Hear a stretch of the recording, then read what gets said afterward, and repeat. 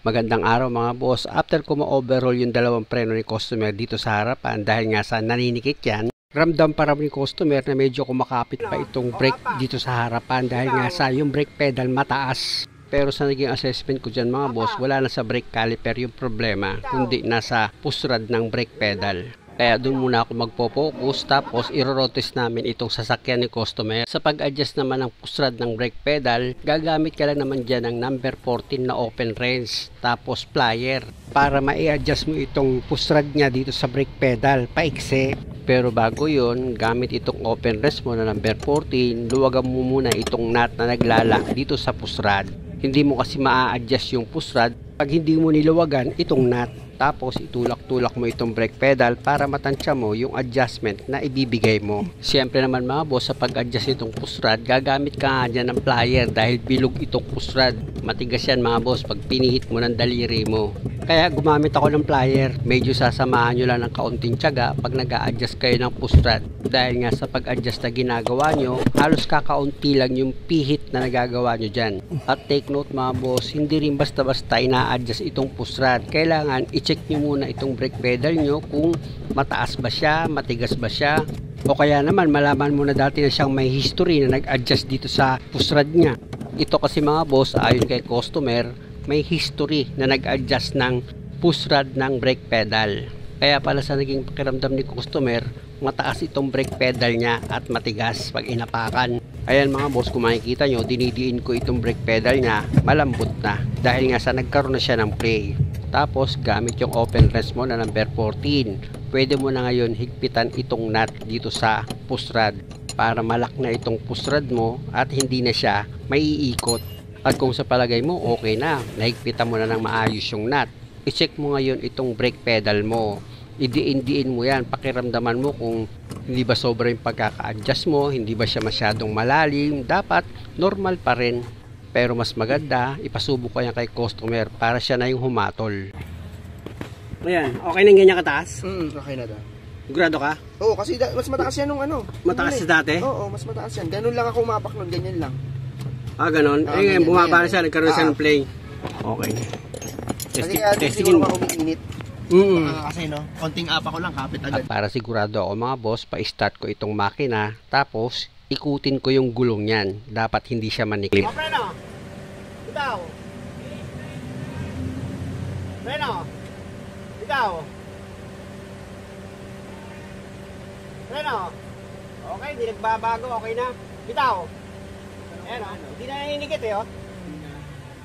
Before kasi, di ba, pag pinihit ko, maya-maya dumidikit na yung gulong.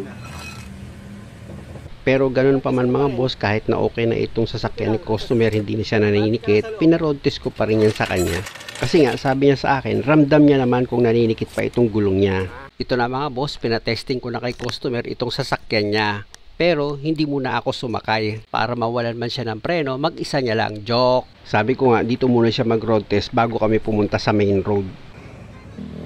Kabante, isa pa. Kita niyo naman mga boss, sinisigurado ko talaga na malakas na yung preno niya. Ano?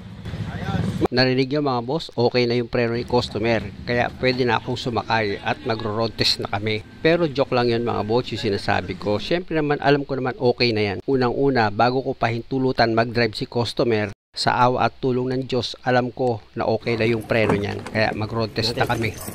Testing, kung magninikit pa. Ang galing eh, no? Sabay naninikit. Sabay siya. Dito tayo sa labas ha, sa highway, para mahaba-haba. Experience ko kasi mga boss, pag sabay naninikit ang preno, nasa pusrad lang ng brake pedal ang problema niyan. Kasi bibihira naman mangyari na yung dalawang piston sabay silang kakalawangin or sabay silang magi-stack up. Kaya malaking bagay para sa akin yung paggagawa ko ng sasakyan. Iniimbestigahan ko rin yung customer kung ano yung mga pinagawa niya dati para hindi ako mahirapan. Ano nangyari sa'yo? Hindi siya? Wala, kailangan bubombahin ko ang gas para mabante. Para mabante. Mapit nga ano.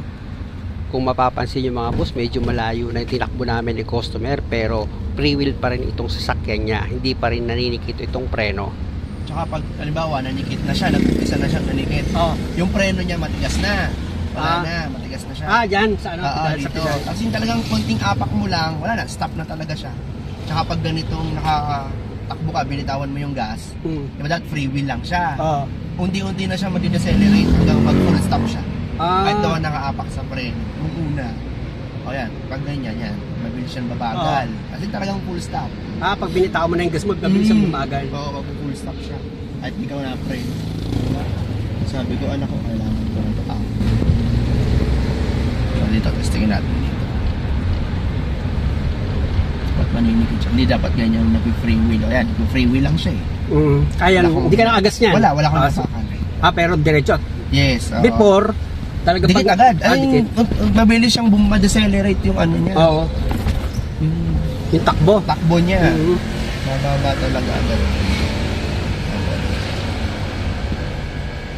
Ayan. Ayan.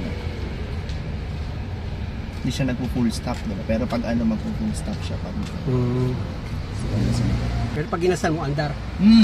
Doon para kapag hahatak. Doon pa lang siya. Para kang hahatak na ano.